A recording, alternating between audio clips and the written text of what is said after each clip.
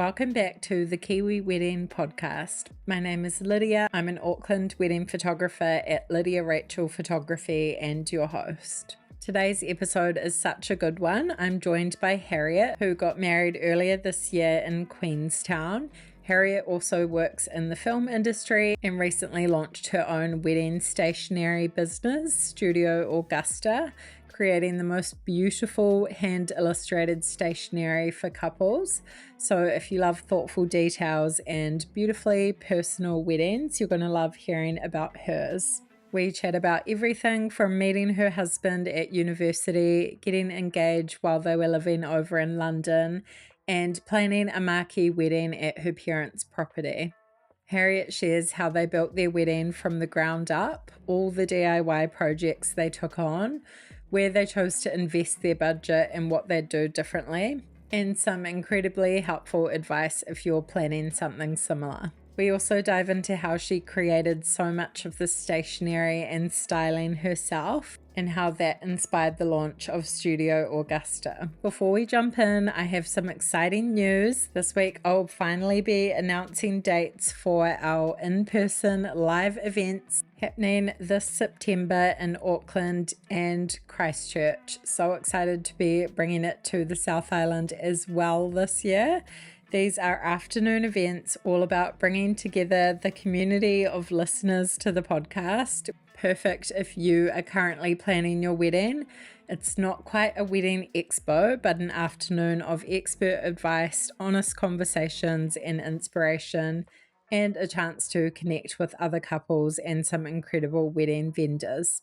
If you want to be first to hear all the details and get access to early bird tickets before they go on sale to the public, make sure you're signed up to the Love Letter newsletter or join the Kiwi Wedding Podcast community on Facebook. I'll pop the links for those in the show notes, and I can't wait to share more with you this week. All right, let's get into today's conversation. Enjoy episode 154 with Harriet.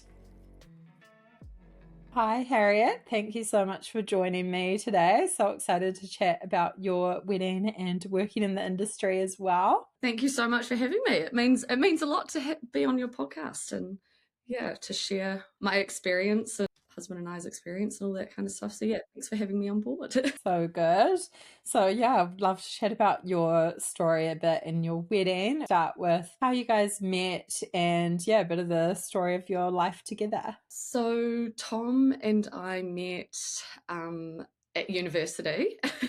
We met through a mutual friend. This is when we were in Wellington. So that was 2015. We sort of saw each other a little bit off and on, but we didn't sort of seriously, start seeing each other until 2017. Have kind of been with each other ever since. We've done a lot of long distance, me living in Queenstown and Tom being from Hawke's Bay. So after I finished my uni degree, he went a different way, went to be a builder. So when I started my film career, I decided to come back to Queenstown, did a year around here, which ended up being COVID, so stuck down here a lot longer than, you wanted to, and then going up to Auckland. So, coming up 9 years, which is really cool. So good. Love that. Always a challenge going through periods of long distance, but I don't know, can strengthen your relationship in a way as well. Oh, yeah. So, Absence makes the heart grow fonder, for sure. Yeah. So together quite a while, and then you guys got engaged. Can you tell us a bit about the proposal story? So we had just recently moved to London, and we'd done a big sort of trip around Europe, and then we were sort of settling into life in London. When was it? That was 2 years ago, February 2 years ago, we got engaged. And so at the beginning of that year, I was kind of like, oh, well, we've been with each other for 7 years at this point. Surely it was going to happen. Then I was like thinking, oh, nah, it won't happen till later on. We had so many other things, just like settling in, finding jobs, finding a flat and all that kind of stuff. So we arrived in October, at the beginning of October, and then it wasn't until mid-February 2024 we went on a little trip down to southern town called Rye in the UK, which is which was this really cute town, teeny tiny, like you could walk around it in a couple of hours kind of thing. Anyway, so we'd booked to go there. I Oh gosh, it was so funny. We went out to the beach and like because it's like near a sandy beach, which was kind of fun. It was miserable. It was February. It was like couldn't Classic see 100 UK. meters, like 100 meters in front of you. It was not great. And then we're like, oh, should we go back into town and like get some fish and chips and stuff like that? So we did, and then we spent the rest of the day pub hopping, which naturally you do in a small town like that when there's probably more pubs than anything else. We then walked past this like nice place that we thought we could go for dinner, and I was like, oh no no no. Tom's like was like quite like insistent that we do, and I was like, no, we don't need to do that. He's like, no no no, we'll do it. Let's do it. And I was like, okay, right. So we booked in there, did a little bit more walking around, came back to it, and then went out for dinner. It was really great. And then by the time we left the restaurant, it was, pitch black, and we were on our way home, and I was like, I turned left out of the restaurant to go home, and Tom was like, oh no, come this way. And I was like, oh, okay. I was just like, kind of like a little lamb following on behind him. He tends to do this sort of stuff when we're traveling. He sort of like is quite observant. So he finds little like little things that we can go and have a look at. So we did, and it ended up being this lookout, which is so like funny when you think back because it was pitch black. And then yeah, so we were just kind of standing there, and then and then he popped the question there, which was kind of funny. I think the day had been a little bit of liquid courage to help him, but no, and it was quite hilarious. We sort of sat on a park bench and was quite emotional, both of us, and we sort of reflected on the day and that time. Yeah, so it was quite funny. And then we went back to, again, another thing, we stayed at a B&B. Wouldn't have booked a B&B had I known this was going to be that, I would have booked something way nicer. But we arrived back, and like our hosts were there, which was this two like older couple, and they were watching a program on New Zealand, which was so sweet. And then so I don't actually think we told them. I think I was a little bit like, I was a little bit still taken aback and kind of in shock. But we went to our room, and we ended up calling. It was a good time to call all of our family and friends, like close friends that were in New Zealand. So yeah, so we were on the phone with them for ages, like just telling everybody the good news, and then trained back to London the next day and celebrated with other sort of good family and friends that we had over there. So yeah, I never pictured my proposal at all. I never sort of had a vision of what it, like no expectation of what it was. So it was just kind of funny that it was bit of alcohol was involved, and it was in Rye, which had no significance, but now it does. So yeah, we've definitely had some friends go and visit Rye, and I've pinned the like engagement point, and they're like, it's like a thing. It's like a tourist attraction for our friends. So that's kind of funny.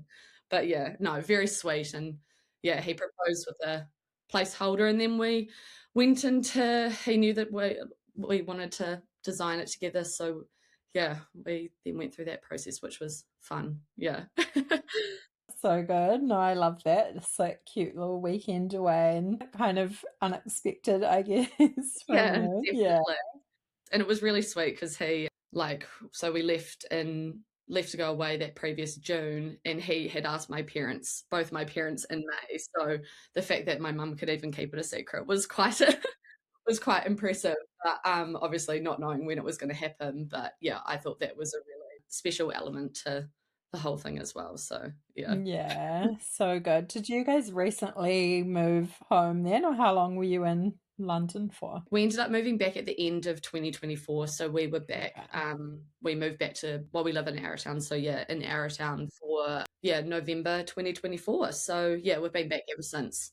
Nice. And yeah, how did you go with starting to wedding plan? Were you always that girl that had a vision for what you wanted? Did you, think about location, look at a few venues? What was that like? Yeah, I was definitely the girl that always knew she wanted to have a wedding and wear the white dress and do all that kind of stuff. Like I always wanted to do that. The beginning of the planning was incredibly daunting. We were the first of both of our families to get married and our friends, like our close friend group. So we didn't really have a starting point, but similar time, Tom's sister actually got engaged. So, and we're planning a wedding around for a similar. So we both kind of had 2 years between getting engaged and getting married. So we kind of lent on each other quite a lot, us more particularly on them because they had attended a lot and all that kind of stuff. So yeah, it was definitely daunting. Didn't know really where to start, had no idea how much things cost. I'm sure a lot of people say that. And in terms of location, we both we live here in Queenstown, so it kind of just felt right to have it here.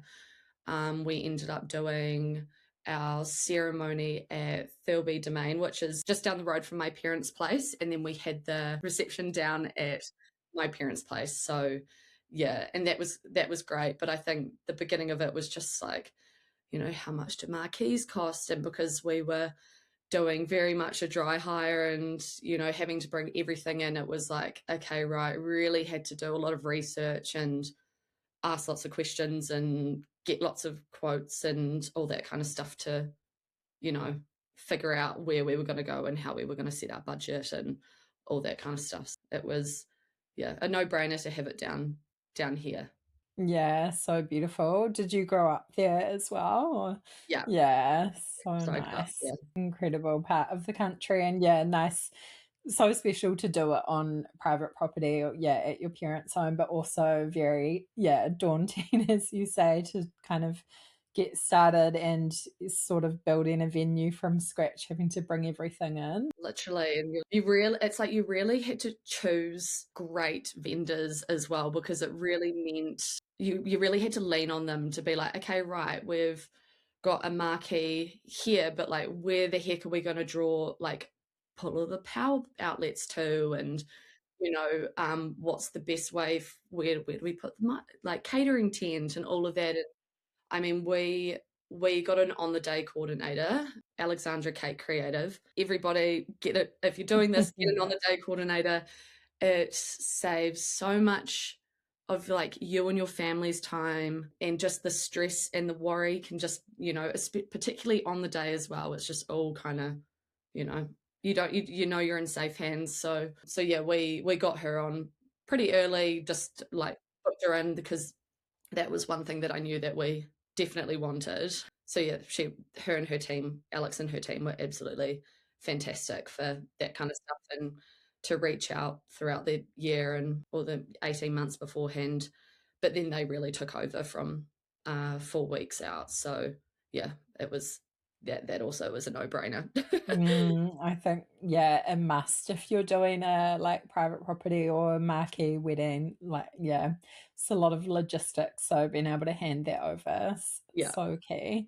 Yeah. What were your guys' kind of top priorities, the most important elements on the day for you? For me personally, it was photography and videography. I come from a film background. I work on set and all that kind of stuff. And I think for me, that was always really important. Having somebody there to capture the day for both photographs and video was, that was a no-brainer for me. And thankfully, Tom was on board for that as well. Marquee as well. We had a flagship marquee, and like securing that was like the look that we wanted and obviously the quality and the service as well. And then we had food and alcohol sort of as like our third equal, and then there was obviously a band. We had great live music and that kind of stuff, but they were sort of like our main priorities for where we really wanted to put our money in and get the most out of, and obviously and onto the day. But as I said, that's already that's right anyway.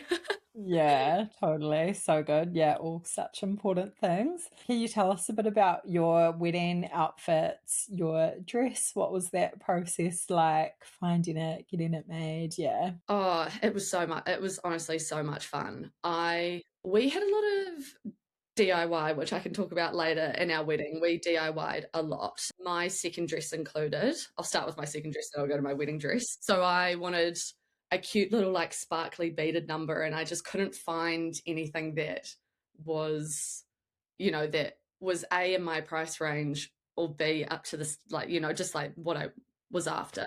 And so luckily being in industry that I work in and being a creative mind, I was like, okay, right, I'm going to bead lilies onto a dress. This was about 3 months before our wedding, and did I bite off a little bit more than I could chew?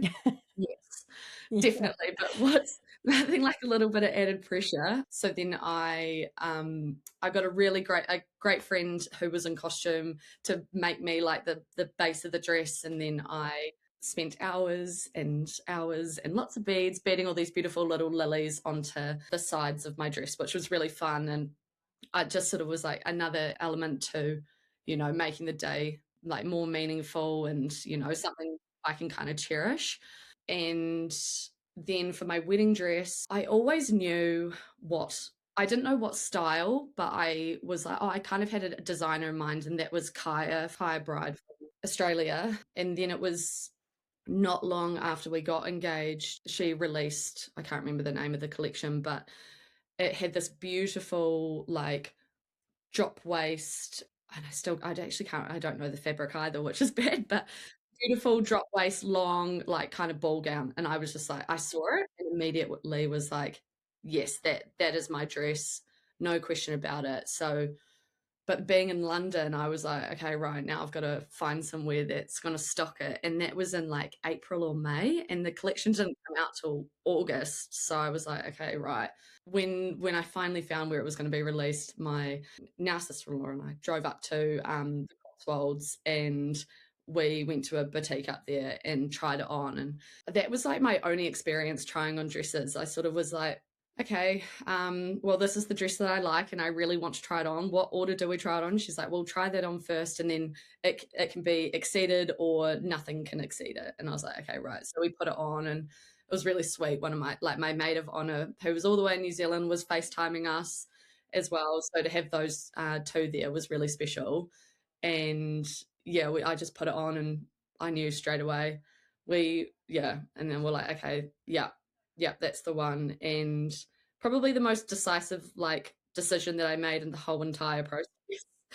I feel lucky in that regard. But yeah, so we tried on a whole bunch of other dresses just to like make sure, and then put that one on at the end, and we're like, yeah, absolutely. Didn't order it from there, because it was more expensive to order it like there, and also I didn't want to have to trek that thing back all the way to New Zealand, like, or even ship it. I was just like, oh, I'll worry about it at the end of the year. So yeah, end of 2024, I put the order in, and then like August last year, went over with two of my bridesmaids and went and picked it up and like did that kind of thing. And that was really cool, like going to the actual like one of the flagship stores in Melbourne and try like putting it on. And yeah, it was really cool. Bringing it back was another thing. That was why I was also glad I didn't buy it in the UK, because yeah, I was quite glad the flight didn't have a lot of. It wasn't too busy, so it could take up a whole like the overhead luggage thing. So something I didn't even think about. Well, I thought I could put it in my suitcase, and then someone's like, "No, you can't put it in your suitcase," and I was like, "Okay, looks like it's coming on board with me." The big old Yeah. meringue. So yeah. Oh, I love that. It's yeah, so interesting when it actually like works out, like you see something online and then you actually love it when you try it on, and just yeah, you knew from like the get-go. So yeah, so special. Yeah, was really stoked with how it all went. And yeah, but by the end of the day, I was quite pleased to change into my mini, that's for sure, because it was like, in quite heavy. Like, yeah, I wanted to be in it for as long as I could, but I definitely got to a point where I was like to my girls, I was like, okay, right, let's go get this thing off. Yeah, so special that you made that as well. It sounds like incredibly hard and detailed work, but like very cool to have as well. And like, yeah, so sentimental for you. So Yeah, good. very sentimental. So you had a bridal party. How did you go with choosing them? Was that quite easy for you? Yeah, it was pretty easy. I had three bridesmaids. Two were my really great mates from school, from boarding school as well, so particularly close. And then one was a friend that I met when I first moved to Auckland to do film. And so, kind of, yeah, one of those people I was just like, oh my God, like I've really been missing you in my life. So yeah, it was, I had a like feeling for quite a long time, like well before we got engaged, about who my bridal party was, and so those three were just naturally and came to mind and felt right. So yeah, and then Tom had three groomsmen as well, like a mate from school and then two mates from uni. So pretty easy to decide, I think, for both of us. So yeah. Nice, so good. And how about your guest list? How did you go with that, and how many did you end up having? It's sort of one that I feel like I've almost blanked from my mind, mainly because Mm. it was like it was a little bit tedious there for a while. We ended up having wanted 120. We were like, okay, that number feels right.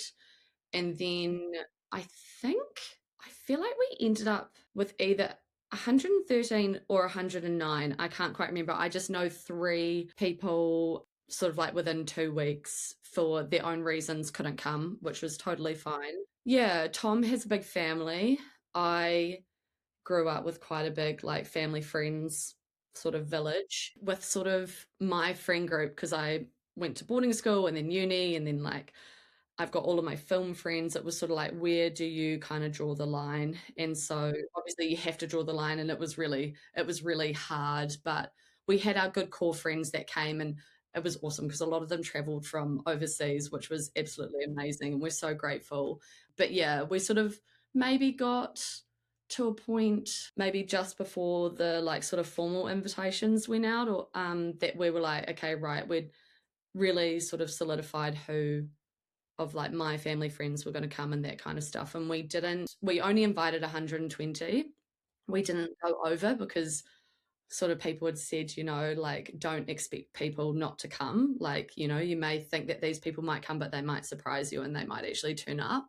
And so we're like, okay, right, let's just stick to that number. And if it drops, then we can extend the offer to other people that we might have in mind. But we got to a point and we were like, actually, let's just, if it drops, it drops. And so I think, yeah, we sort of ended up at around that 110 kind of mark, which ended up being the perfect amount. I think when you've got to go around and try and make the most of, talking to people and all that kind of stuff, it was like, okay, that felt like a good number. With the, say, family friends that we didn't invite to the wedding day, we sort of compromised and were like, okay, well, we had a day after function, so we extended the invite to them to come and join us for the recovery. So yeah, so it was nice to still have a lot of people involved, even though they weren't necessarily there on the actual wedding day. So yeah. Oh, it's a good way to do it. It's always a bit of a tricky process and having to kind of stick to a number, but yeah, nice place that you landed, definitely. Can you tell us a bit about the big day, maybe a bit of the lead up to it, how it all went, and yeah, any highlights, favorite moments? We had quite the wedding week. Like I mentioned earlier, we had a lot of friends fly in from overseas. So our wedding was on a Saturday. We decided to do our hen and stag do's on the Wednesday, which was absolutely fine. And it was great because we had a lot of important people traveling, and we wanted to include as many of our like close friends as we could. And so we ended up doing it on the Wednesday. People thought we were a little bit mad, but I was like, it's okay. It's like you've just got to get it done. And I'm really pleased that we did do it. So yeah, it's quite a big week. And then like obviously with all the prep and like on the Thursday with Waitangi Day being on the Friday, because we got married on the 7th, that was just like a whole nother thing as well. We just had to make sure it was just like talking with vendors who were so lenient as well, about making sure that we got a lot of our like their supplies and stuff coming in on the Thursday. So like the marquee and all of our furniture and all of the kitchen equipment and all that kind of stuff, we were like, okay, right, let's make sure we get it done on Thursday. A, so people don't have to work on a public holiday, and B, so that we don't have to pay people to work on a public holiday because it drastically changes the prices of things. So they were all of our vendors was that delivered on the Thursday was super, yeah, was super great, and we really appreciated it. So yeah, Thursday was after a big night. It was a big day of getting the marquee and setting that all up, and then we did like a little rehearsal dinner kind of on that Thursday night, which was super low key. we had our immediate families and then our bridal party and their partners just come round to Tom and I's place in Arrowtown, and we just did like a pizza night. We got the pizza oven going, and that was really cool. We also did like a rehearsal with Alex and her team that day, which was great, just to like go through it. I think that really like puts you at ease, like when you do a sort of ceremony rehearsal. And because we are like, we'd attended some weddings, but like I said, we were the first of our friends and family to get married. So we were just like, okay, right, we don't actually, and then she gave Alex and our celebrant Emily gave lots of really great little tips and stuff. And so that definitely made going into the actual day better. Friday was just like doing the bud vases and all of that. We sourced flowers from a couple of like growers and some other family friends who just like went into their gardens and bought us all these beautiful flowers. So we made some arrangements and did the bud vases for that. And then pretty much it was just like bringing we grew like flowers and pots and stuff to put at the end of our tables. And one of the other things we DIY'd was like our bar. So Tom, being the builder, he was like, hey, right, how can I help with this? And we decided that, well, he was like, how about I build a bar? And I was like, fantastic. We wanted something like a little bit different than what we could find through vendors locally. We ended up having a yellow bar, which was kind of fun. And also my bridesmaids' dresses were yellow. So it was kind of like a little, a fun little match with that. And we'd also grown like pots of flowers to like put on top of that, again to sort of try and minimize the flower, like the floral budget that we had with our florist. And also it was just kind of fun to grow these things and like see them all put out there. And so that was great. So that was Friday. And then Tom and I ended up just staying with each other the night of the wedding, which I think was really great for both of us. Yeah, I think we would have both we wouldn't have got a wink of sleep had we not. So waking up on the wedding day was quite like put us at ease and was like, okay, right, let's go. Tom stayed at the house, at our house, and then I went with the girls. The girls came and picked me up, and we went to where I was getting ready, which was a family friend's place. So, I mean, definitely was quite nervous, not for the wedding aspect, but more just like, okay, right, there's a lot of pressure that's built up and a lot of like, like you're like hoping that everything runs smoothly. And when like we had been so involved with organizing it and planning everything ourselves, and I think that sort of like weight was just definitely like on my shoulders when I was getting ready. But my bridal party and like having my mum and my and Tom's like sisters and his mum were like getting ready or getting their hair and makeup done. It was so cool to have them there and definitely put me at ease. But yeah, I can't lie, but I was definitely nervous in the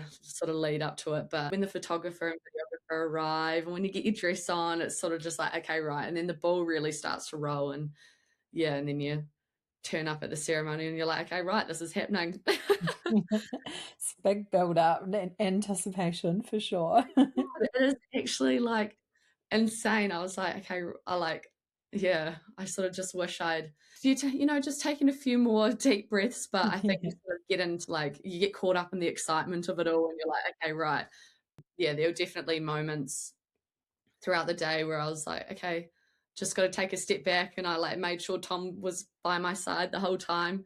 Every time he sort of walked away for too long, I was like, come back, please. I think that's really important because otherwise you hear the stories of people that get separated and then they're like too busy chatting and then they sort of only can't rekindle like maybe at reception or something like that. So I was just like, okay, right, we're just gonna stick together. But yeah, I mean, gosh, there's so many highlights of the day. Obviously, getting married to the love of your life is is the like best thing. But we had our dog come to the photos after the ceremony. We would have loved for her to be our little ring bearer, but she, I think, would have got quite overwhelmed. She was only like just under 1 at the time, so we were like, that's probably a bit much. So yeah, so she got our dog sitter kindly bought her, and we got some nice photos and stuff. So that was pretty special. And then I think, yeah, I think just spending time with your friends and family, particularly like people that you hadn't seen in quite a while. And, there's only so many moments where you've got, I mean, that was probably the most important moment of your life where you're going to be present, where you've got all of your really close friends and family there. So it was just sort of taking that all in. And yeah, and the weather, we were so lucky with the weather. Oh my gosh, we did not have a great summer down here as like most of the country, but one of my favorite things from the Friday was going out and burying a sausage with my bridesmaids. So good. That was pretty hilarious. A lot of people were like, "What are you talking about?" And I'm like, It's the "It's the thing thing. to do now." Like that or an Etsy witch. I forgot about the Etsy witch, but I was like, "Okay, burying a sausage." We were like went out into my paddock at my parents' place and like and buried it, which was kind of funny, but it ended up being a great day and it wasn't too hot either. So I was relieved because my dress was very heavy and I obviously felt for the boys in their suits. But yeah, I was just like, okay, right, it was perfect. And then we had amazing like bluebird day the next day for our recovery. So yeah, very lucky with that. Yeah. Oh, so good. I know it's hard not to stress about the weather as a bride. I think, yeah, I don't know, you tell everyone not to worry about it, but So much easier said than done though, isn't it? Like yeah. obviously there's this beautiful thing called hindsight, but man, if yeah, I think it's definitely a mindset thing, but Mm. there was a couple of things like on the day where like a couple of like little minor issues that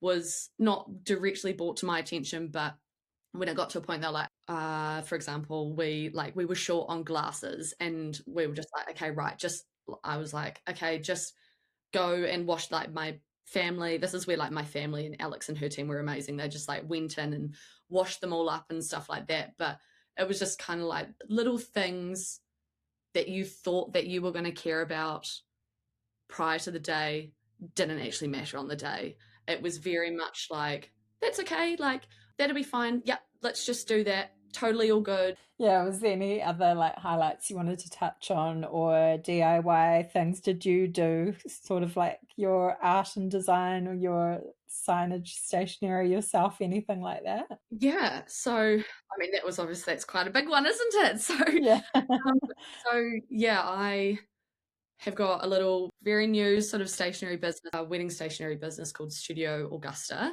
which is cool because it comes from my middle name. And it's something that I always thought of doing. I think it was mainly when we were on like our Europe trip. I was like, actually, I like love the wedding industry. Like this is prior to getting engaged. I've like always been like quite infatuated by it. And I'm just like, wow, there's so many cool things that you can do. And I was like, how can I put myself into it? And I'm not like professionally trained in art or anything like that, but I have been doing art for as long as I can remember. And I just absolutely love it. And whether it's doing stuff for people or doing things for myself, it's just always brought me so much joy. So when I decided to do Studio Augusta, I was like, okay, right, my sister-in-law had some great friends that were getting married and I was like, okay, well this gives me a year.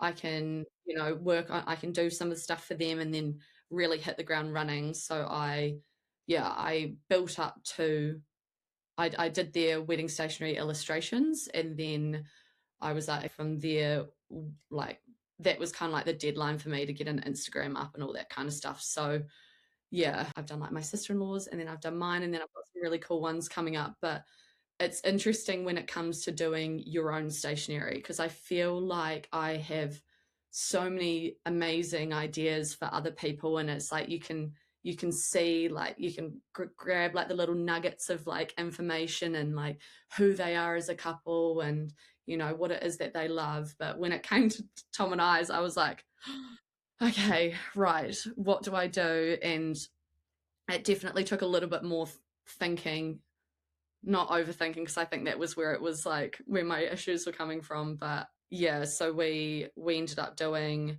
the formal invitation, which is set the sort of tone for what I want to create for future couples or clients that come to me, like a beautiful like illustration of like their venue or like whatever, and then sort of that taking up majority of the page, and then either having the info on the back or on the front, like depending on the image. So that was really cool to put that out there. And I think another thing I wanted to really capture was I just wanted people to have a piece of art, like I feel like so many wedding invitations and stuff, get put in a drawer or that kind of stuff. I'm not saying I know exactly what everybody's going to do with their, invitation, but we had a lot of friends that came to us and were like, we've framed ours, and like our invitation that we sent them, and I was just like, that really hit home, and I was like, okay, that's actually epic that people want to frame it. So that's sort of going forward the road that I want to take. So yeah, the formal invitation was really fun. And then we had obviously like a bar menu, food menu. We did places we love with people we love. So we did like little illustrations that were special to us and like places and stuff. So that was cool to do that. And then because we'd grown so many flowers, I was like, okay, well, I saw somebody do like a die cut kind of like place card, and I was like, that's really cool. I again didn't leave myself enough time to go and find a supplier to then die cut it for me. So the week of the wedding, I like family and like my bridesmaids, we were like sitting there like cutting out these cosmos, like, and like they turned out beautifully, and I was so grateful for all the hard work that people put in to that. So yeah, it was a real team effort, but they paid off, and I mean a lot of people took them home as well, and I was just like, it was, yeah, just another like little memorabilia thing from the day. Another thing that we did, I didn't make myself, but I have another really great friend in film, and at the time of like when we were planning, she's like, I want to make something for you, and she does beautiful ceramics, and so she made us ceramic napkin rings, and so I ordered like a little T&H stamp, like ceramic stamp on Etsy, and then sent it up to her, and yeah, she made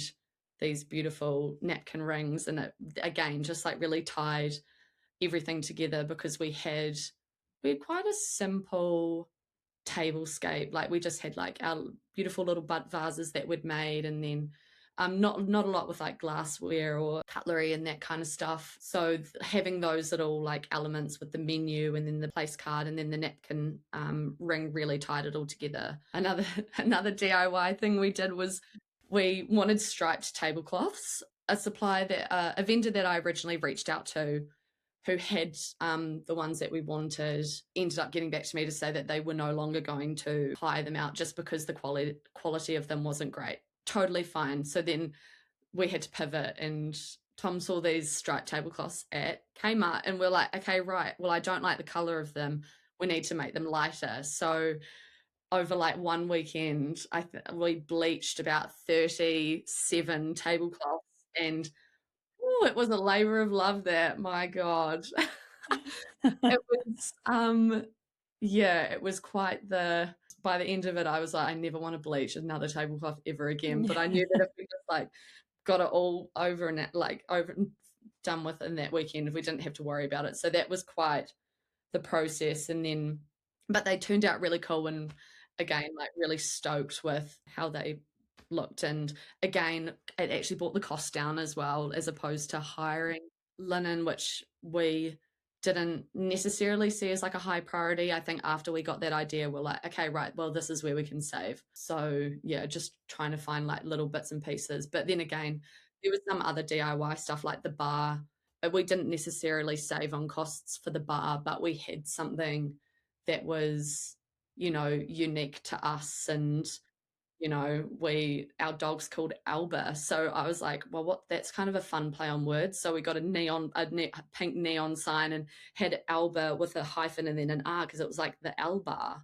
Oh, yeah. Like quite So cheesy, good. but I was like, it's No, actually I kind love of like it. fun. And then like in the night, like it was so cool seeing people just like congregate around it, and with it lit up. And we also managed to find these like really cool, like massive pots off Facebook Marketplace. And Tom built like a false bottom in it, and we lined it and then filled that top part with ice. And so, we just had like grab and go drinks there. Like we had pals and canned beer and bottled beers and like that kind of stuff. So that was epic as well to have like by the bar. So people again weren't waiting for a drink and that kind of stuff. But our bar staff were absolute legends. So nobody did anyway. But yeah, so that was like quite another cool thing to have and just, yeah, another DIY.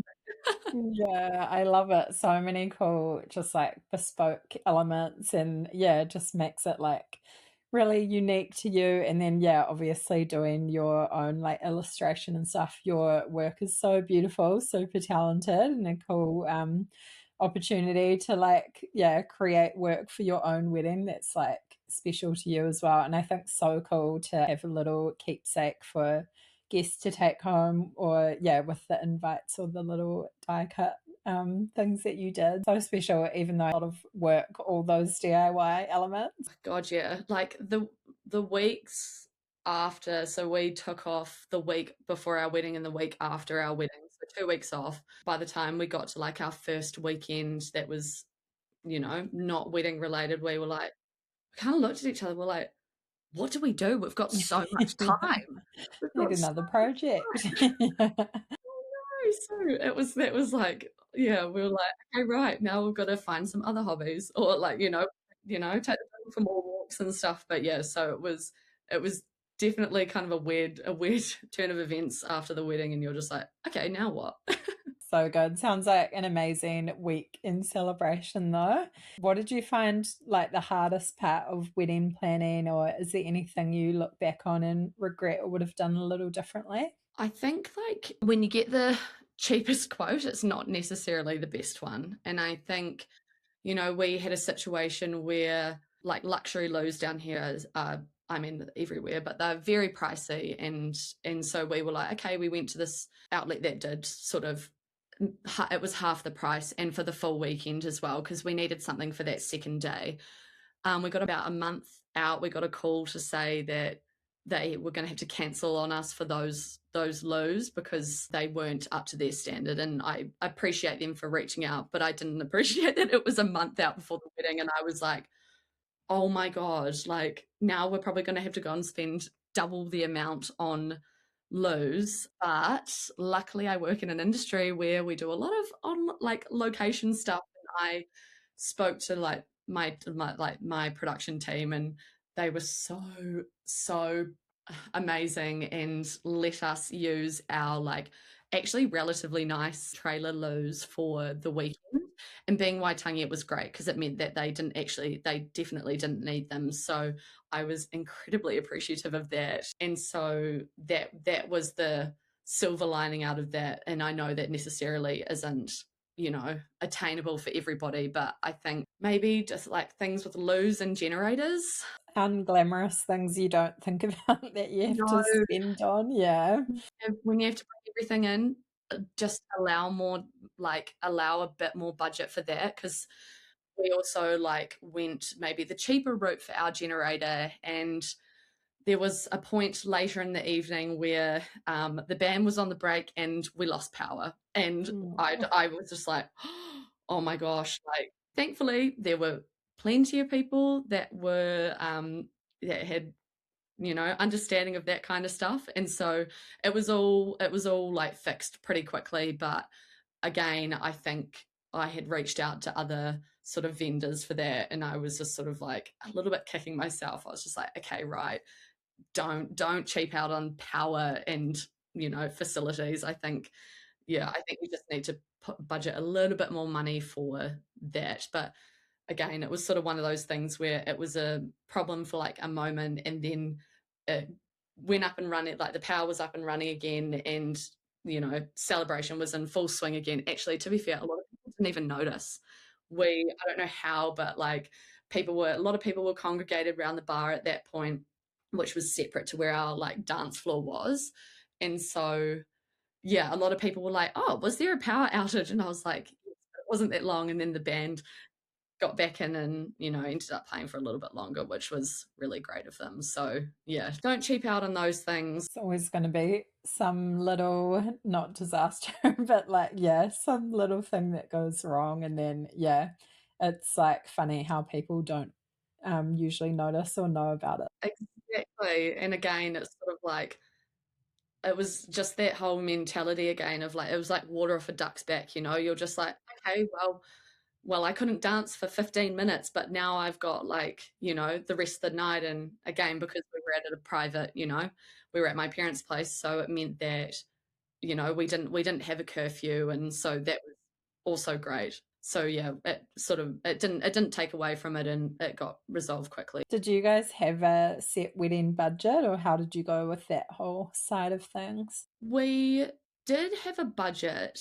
I would say, like, I know you did recently with your poll and stuff like that, which is so insightful. Oh my goodness. Like I was like Mm. looking through, I was like, man, I wish I knew this, like, you know, before we started. But we were probably a bit above average for ours. And I think that was just taking into consideration where we were getting married, our the like Queenstown as well. Like it's definitely not the cheapest place. We did have help from a bit of help from both sides of the family, which was amazing. But I think Tom and I really just set out to we wanted it to be our day, and we wanted to, not that our families would have, you know, tried to have their say or anything, but we just wanted to make sure that we were in a position that if a decision had to be made, we wanted to be the ones that made the decision, and we didn't have to feel like we were, you know, that we had to agree to something, which wouldn't have happened anyway. But I just think we wanted the satisfaction of knowing that we did a lot of it ourselves, and you know, it really, and just mainly just really felt like our day. So Mm. yeah, so we saved up a lot of money. I think like that's sort of another reason why we kind of came back from London maybe a little bit earlier than we wanted to, so that we could just make sure that we had established a like better workflow for us, and then that we weren't so caught out. But I mean, look, it got to a certain point, I almost want to say a month out, and I had not updated the spreadsheet that we had in weeks, and we were just kind of got to a point where we were just like, we're just gotta you just gotta do it. Like, you know, there's ad hoc things that you didn't even think of, and like all of this stuff. And so I think definitely allow yourself a buffer for that. Who knows what that buffer is going to be, but yeah, just make sure that there's a little bit of extra there, because yeah, but I mean, I still don't even know to this day what we ended up spending, it doesn't matter because it was a great day, and you only get hopefully one of these days once in your life. And I think we didn't want to deprive ourselves of anything, so we were just like, okay, right, full send. Yeah, no Yeah, regrets. I think, yeah, yeah, no regret. super relatable. People just stop counting at a point, and I think doing the kind of like private property marquee wedding as well. We've talked about it before, but people think, oh, we'll save money by doing it like No, family's place or whatever. No, often no, costs no, more. there's like, unless the place holds significant value to you, there's really no benefit in saving money by doing it there. I mean, look, to the number of people and the way that we did it, probably not. I mean, you totally can with a lower budget, but just with what we wanted to do, and you know, all the things we wanted to bring in with like the additional lighting, and like, you know, all of our little DIY building stuff, and all that kind of stuff, we were just like, actually, no. But I think as long as the day is sort of, you know, as long as it represents you guys and you don't feel like you're depriving yourself of anything, then you're winning. So yeah. Totally, and it's really special to do it somewhere super sentimental for you and not somewhere like loads of people have been married before and yeah, all of that. Did you guys go on honeymoon straight away or what did planning that look like? No, no honeymoon yet. Mm. It was the week after the wedding of getting everything back from my parents' place, and you know, sorting through it. No, I think because we'd recently done the big trip around Europe and stuff, we were like, okay, let's just wait a little bit of time, recuperate some funds, and then we've got like a friend's wedding overseas in Europe next year, and we're like, perfect. Like it gives us time to save, gives us time to sort of, you know, just enjoy life, and then we can go and have an epic holiday celebrating them, and then just tacking on something else after that. So I think that was kind of our mindset with the honeymoon. But yeah, it was just like quite nice to have peace and quiet at home and, you know, spend time with each other reflecting and all that. So yeah, it'll be fun to eventually go and do something. But yeah, we felt pretty content with what we'd done at that point in time. Yeah, so nice. Something to look forward to as well. Exactly. So good. Did you have any kind of helpful resources that you used during wedding planning in terms of like finding vendors or inspiration, stuff like that? Well, definitely your podcast. I mean, Mm. in the early stages, I'm sure a lot of people say it, but in the early stages, I definitely listened to your podcast and found a lot of, I can't remember the episodes, it feels like so long ago, but definitely found some little helpful tips. I made a spreadsheet. I'm not a spreadsheet person, but I managed to make a spreadsheet. So if I can do it, anybody else can do it. Yeah. And just sort of like really kept track of everything in there. It's yeah, it's so daunting reaching out and to vendors and finding it, and then like maybe not them necessarily aligning with what you've got, or like what your budget is. But I think just reach out anyway, and then so you at least know where they stand and where you stand and what you want. But yeah, just kind of I did a lot of Instagram stuff. It's sort of obviously Alex, our coordinator, was so helpful, leaning on family who and friends who have either been married or had attended a lot of weddings. Like I was like a few people got married in the summer before us, not married, sorry, attended some weddings, and I was like, so what were like the high, like what works well and maybe what didn't work well, not like in a negative way, but like just what, just trying to figure out if it was a venue thing or like that kind of stuff. So just like talking to people and yeah, that was kind of it really, just Instagram and really actually coming back to what it is that you and like what Tom and I wanted for our day and how we can achieve that. And luckily we're both very creative people, so we were able to, like I've mentioned, DIY a lot of stuff. And yeah, I feel like you've given some amazing advice already throughout. But is there anything else you would say to a couple planning their wedding at the moment? Just enjoy the process, I think.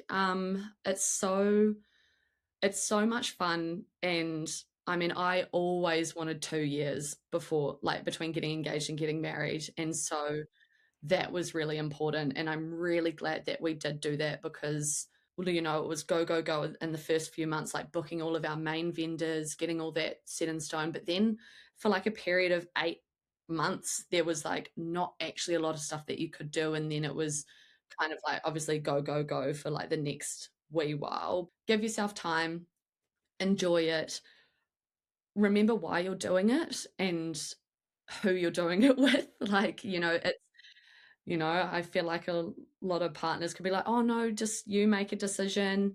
Like I want whatever you want, and then you just bring some maybe more ideas to the table, and then you can sort of see what, you know, just make it a collaborative process if that's what your couple are like, is about. But also if you don't want to plan it and you go through a planner, then that's also great because the stress is like it's quite stressful.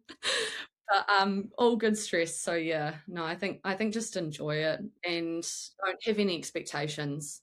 It sounds like quite a weird one, but I feel like with social media and everything that we're surrounded with these days, I feel like if you have these expectations of friends, of family, and like what this day is going to be, look, your expectations may be exceeded, but I went into the day having done so much work, and my expectations were absolutely exceeded. Like just it all came together, and yeah, that was like really cool, and you leave the day feeling really content. Like I remember like waking up the next morning being like, "Whew, I'm so glad I don't have to do that again." And wow, what a day. Like, even with the little hiccups, just go with the flow. It'll all work out. Such good advice. Yeah, I think it's like hard to explain, but it's mindset going into it and just, yeah,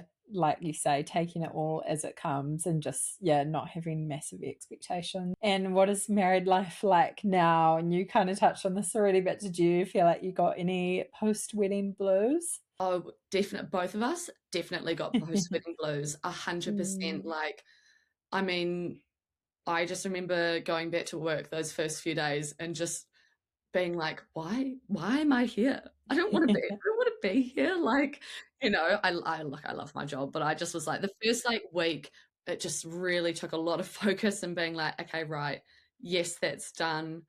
And like you're just seeing like you just got your first like lot of photos back and you're like people like were leaving and all that kind of stuff. But I think it's sort of, yeah, the post wedding blues came not the week directly after the wedding, but just like that second week when you're definitely going back into like reality and stuff like that. So, yeah, it was hard not to dwell on the fact that our day had come and gone, but we had lots of other exciting things to look forward to. So we were very much like, okay, right. Thankfully, we had that to look forward to. But yeah, it definitely is real, and that was for both of us. But yeah, managed to get through it.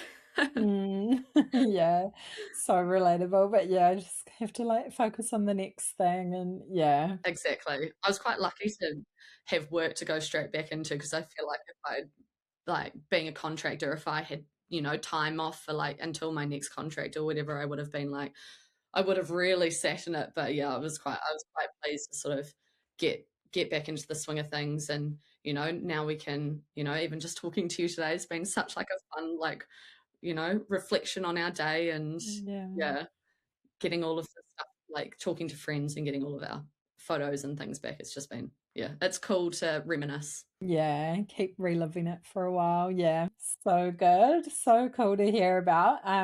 Yeah, you sort of touched on your business a little bit already, but yeah, I'd love to hear a little bit more about that. You kind of, yeah, talked about getting into it and just being a generally creative person all your life. So it seems super aligned. But yeah, what kind of services do you offer people? Or yeah, I don't know if you want to explain your style a little bit. We'll definitely kind of like tag everything so people can go and check it out. It's so beautiful. But yeah, anything you want to touch Thank on there? you.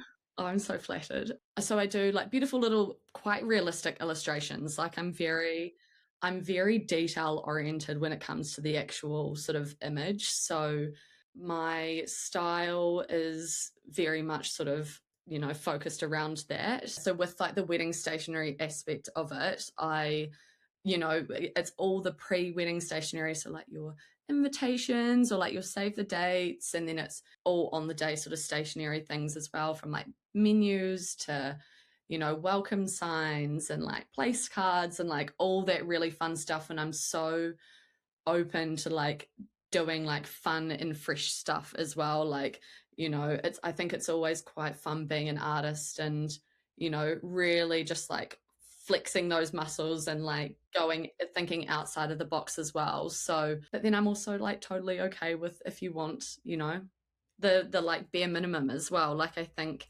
there's I like to think that with what I can offer is quite a broad range from like just a few items for on the day to literally delivering the whole package. And yeah, it's been a really fun sort of process. I think while I work full time in film, it's been like quite a fun sort of part-time thing to have and use my brain in a different way and have that sort of creative outlet and be able to produce really fun things for people. So good. I imagine it's quite like a collaborative process. And yeah, you're sort of illustrating or painting, however you do it, sort of elements that represent their day or who they are as a couple. I think can be quite a cool way to just like really personalize things, I guess, not just find a template off Canva, which is absolutely fine if you want to do that, but just, yeah, Exactly.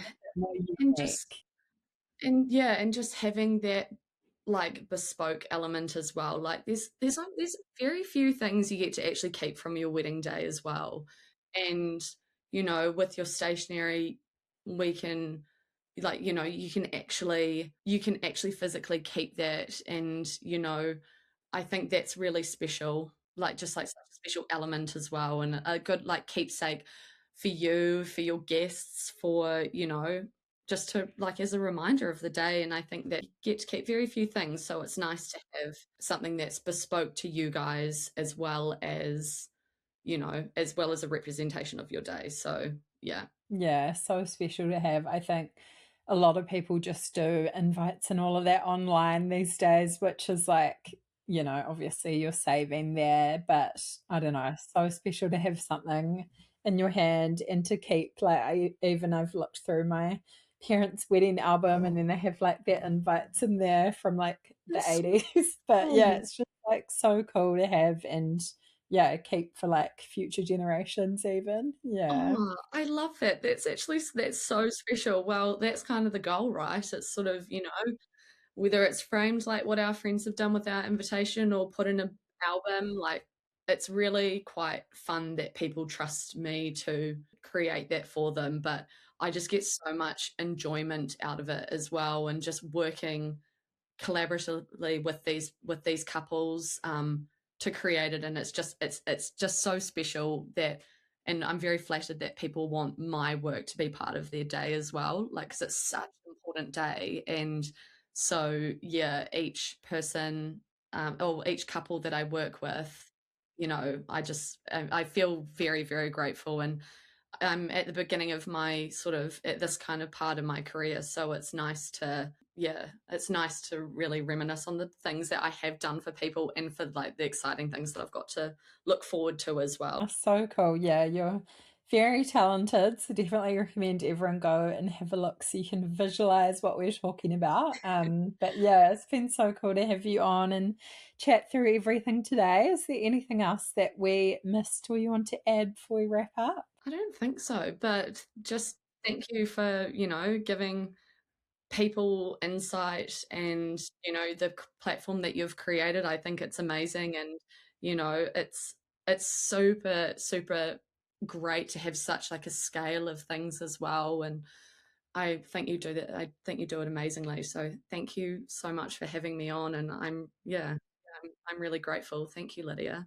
Aw, thank you for sharing. Couldn't do it without everyone that comes on and opens up about it all. So super grateful for you too. But yeah, thank you so much.